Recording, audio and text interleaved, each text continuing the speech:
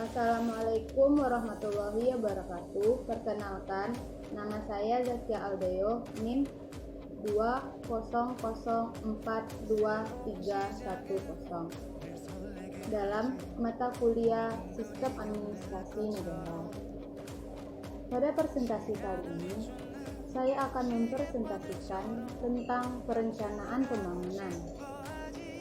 Sebagaimana yang kita ketahui, perencanaan pembangunan. Perencanaan pembangunan adalah suatu pengarahan pembangunan untuk menghasilkan rencana-rencana pembangunan dalam jangka panjang, jangka menengah, dan tahunan yang dilaksanakan oleh unsur penyelenggara negara dan masyarakat di tingkat pusat dan daerah. Berikutnya, ciri-ciri perencanaan pembangunan.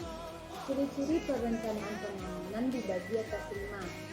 Yang pertama, perencanaan yang isinya upaya-upaya untuk mencapai perkembangan ekonomi yang kuat dapat tercermin dengan terjadinya pertumbuhan ekonomi positif. Yang kedua, ada upaya untuk meningkatkan pendapatan per kapita masyarakat. Yang ketiga, berisi upaya melakukan struktur perekonomian. Yang keempat, mempunyai tujuan peningkatan. Yang kelima, adanya pemerataan pembangunan. Berikutnya, tahapan perencanaan pembangunan. Tahapan perencanaan pembangunan terbagi atas 4. Yang pertama, penyusunan rencana. Yang kedua, penempatan rencana. Yang ketiga, pengendalian pelaksanaan rencana. Yang keempat, evaluasi pelaksanaan rencana. Berikutnya adalah lembaga yang terlibat dalam perencanaan pembangunan. Sebagaimana yang kita ketahui, kelembagaan sistem perencanaan pembangunan nasional meliputi 4. Yang pertama, Presiden menyelenggarakan dan bertanggung jawab atas perencanaan pembangunan nasional. Yang kedua, dalam penyelenggarakan perencanaan pembangunan nasional, Presiden dibantu oleh Menteri. Yang ketiga, pimpinan kementerian atau lembaga menyelenggarakan perencanaan pembangunan sesuai dengan tugas dan kewenangannya.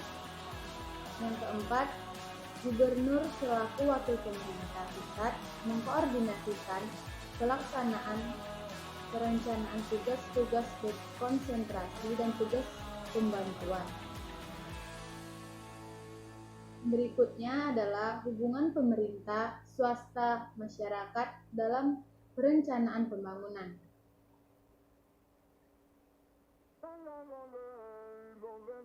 Yang pertama, pendekatan kemitraan pemerintah, swasta, masyarakat atau Public-Private Community Partnership (PPCP) merupakan model operasional sinergis untuk mencapai pembangunan secara berkelanjutan di mana 3 pihak secara bersama-sama mengembangkan unit atau usaha layanan yang saling menguntungkan dan memberikan manfaat sebesar-besarnya bagi masyarakat luas.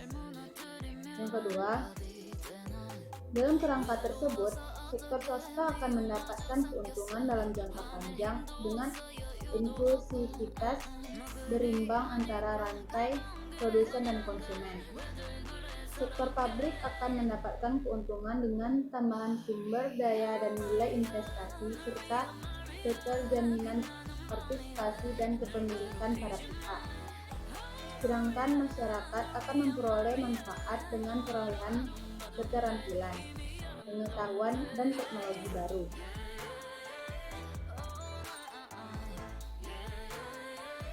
Berikutnya adalah mainstreaming SDGs dalam pembangunan di Indonesia.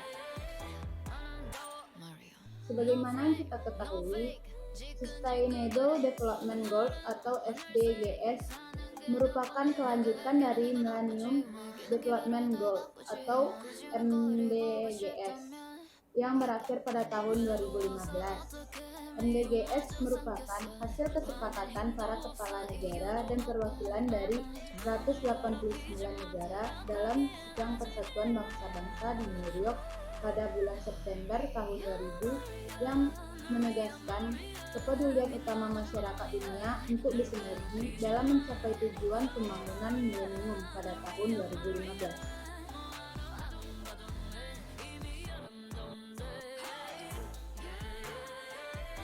Yang berikut adalah 17 tujuan Sustainable Development Goals. Yang pertama adalah menghapus kemiskinan. Yang kedua, mengakhiri kelaparan. Yang ketiga, kesehatan yang baik dan kesejahteraan. Yang keempat, pendidikan bermutu. Yang kelima, kesetaraan gender.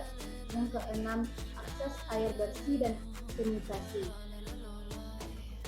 Yang ketujuh, energi bersih dan terjangkau.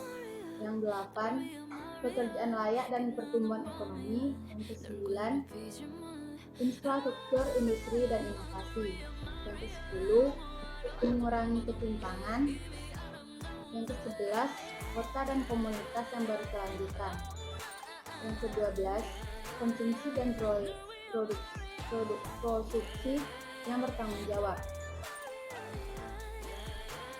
Yang ke-13, penanganan perubahan iklim. Yang ke-14, menjaga ekosistem laut. Yang ke-15, menjaga ekosistem darat. Yang ke-16, perdamaian dan keadilan dan kelembagaan yang kuat. Yang ke-17, kemitraan untuk mencapai tujuan. Sekian presentasi dari saya. Apabila ada kesalahan, saya mohon maaf. Wassalamualaikum warahmatullahi wabarakatuh.